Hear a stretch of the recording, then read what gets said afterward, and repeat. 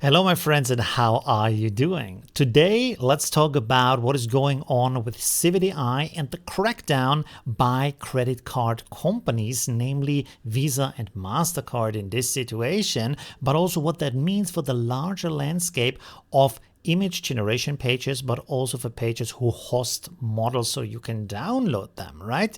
Because that also has a huge impact.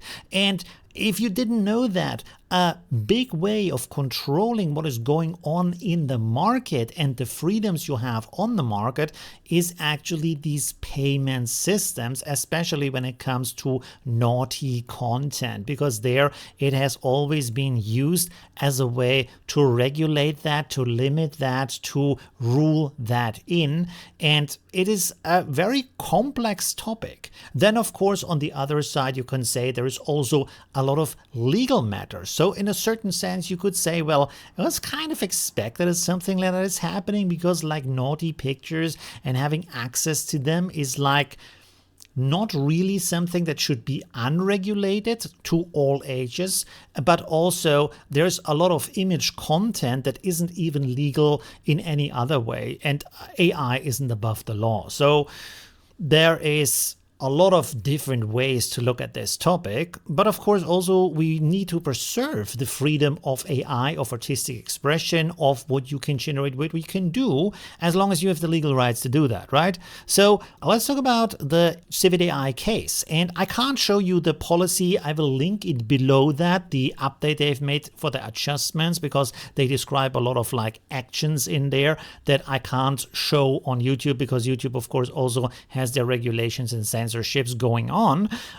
So yeah, it's about naughty pictures and naughty actions, as you can imagine, about things people do with each other who might know each other, or who to do some stuff with the gooey parts of the body. You know what I mean? You know what is going on. So there are some things that can't be shown anymore on the page at all, especially if they're not legal at all. They can't be shown at all, and that kind of makes sense. I do agree with that. If it's not legal, you shouldn't have it on your page. But there's of course also other things that are limited just because like Visa, Mastercard doesn't really like that content, so they don't want it on websites that use their payment systems. So that is another thing where you have the right to see it, but they don't want you to see it. Is like, come on, but I'm a grown-up person, so what's going on?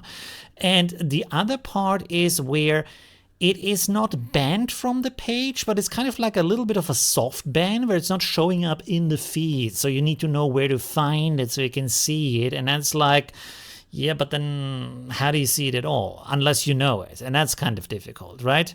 And then there is also the case of that you have to tag the images, or otherwise they're not going to show up in the feed. So they need some more information. And that kind of makes sense, because if you want to have some filtering and some moderation, the tagging helps a lot, because even if you have automated systems that can look at the image content, it's not always clear what is going on. So tagging really helps massively with that kind of process, right? And there is another topic, there's another part of that, and that's the likeness of celebrities. Now there also, of course, is a big issue.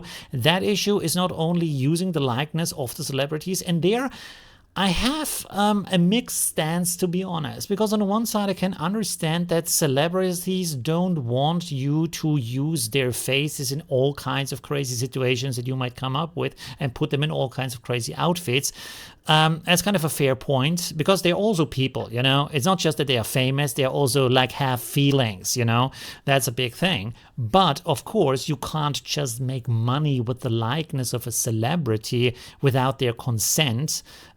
So yeah, that's also a thing, and this has an impact, of course, on where can you show advertisement, which is a major way on how CivitAI is making money at the moment. So they won't show advertisement next to images or with the LoRa's or with donations or other things, other projects with celebrity likenesses, because you can't make money off of that without the consent of that celebrity. And of course you don't have the consent, right?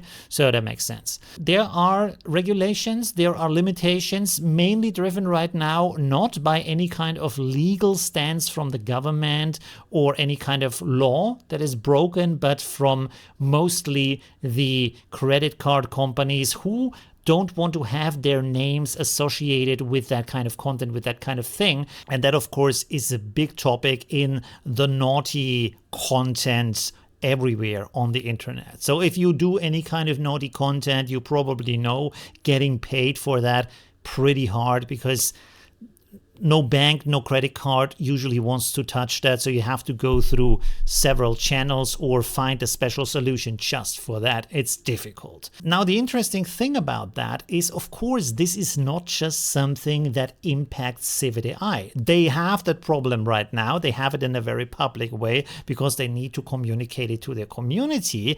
But of course, this is something that is true for every page out there, and not just for the image generation page, because you can say, yeah, but then I just do it local. Also for the model hosting pages, because they also, if you have a model that does this and that kind of naughty action specifically for that LoRa or specifically for that model, and you want to pay with a credit card to do things so they can make money on their website, yeah, same problem, same situation, right? Of course, there might be the good old solution of torrenting things, peer-to-peer downloads, stuff like that, might be the future of open content, where things can be preserved in a way that is completely independent, on the one side of hosting on servers, on the other side of payment systems, because it's a free system. Peer-to-peer, it's by users, from users to users, so you need nothing, and you can find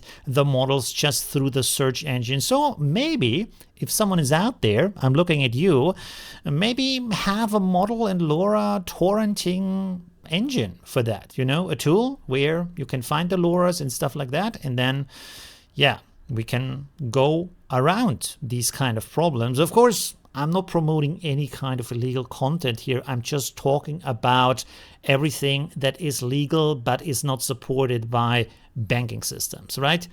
That kind of thing.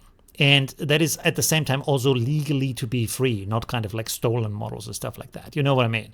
So that might be the future. That might be a thing. Or maybe personal hosting on your web space. There's a lot of solutions for that. I think we need to think about how can we preserve our freedom and independence in every space that is legal, and that is, of course, important for free speech, for artistic expression, for what we want to do and the future of AI. And this, by the way, is also an important topic, an important moment to think about where is the future of AI going and who has control over that.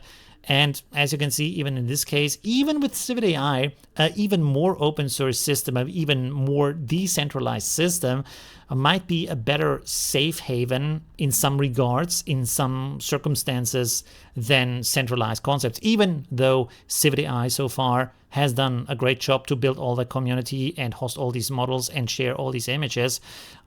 It's amazing, but yeah, you see that they are also having some problems. What do you think? Let me know in the comments, and thank you very much for watching. Leave a like if you enjoyed this video, and see you soon. Bye.